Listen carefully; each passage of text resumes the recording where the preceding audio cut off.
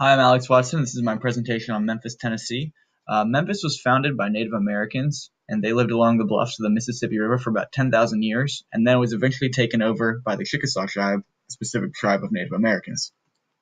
They held the area until settlers came in, and Memphis became a spot that was famous for its cotton trade due to its ideal location along the Mississippi River.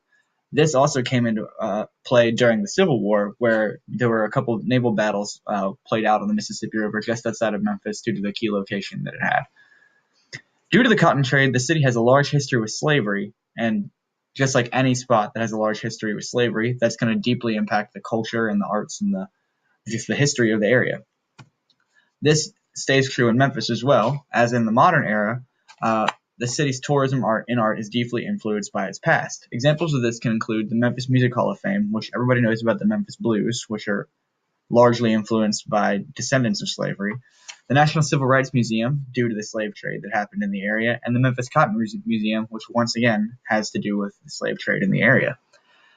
This is not the only reason, however, to visit Memphis. There are things such as Memphis Barbecue, the Memphis Blues, and the Memphis Grizzly basketball team, which all bring people to the area.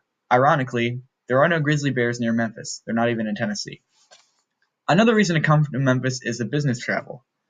Memphis has a large business travel because 1/3 of all of Tennessee's exports come from Memphis, and Tennessee ranked 8th in 2014 as far as exports throughout the entire United States. So that's a significant amount of the United States exports coming out of the Memphis area.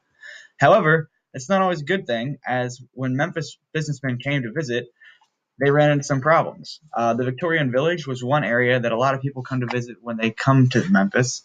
It has a cool architecture and a lot of historical buildings, but people thought it was unsafe or unsightly due to pollution and other things. Another issue is that the Wolf River Harbor was deeply polluted. Thankfully, due to redeveloping and things of that nature, the city is trying to fix these problems. They're trying to revitalize the Victorian Village and make it a more tourism-friendly area with a layout that's more suitable to people who don't know the area. And they're trying to redevelop Wolf River Harbor and make it less polluted, make it more of a tourist destination.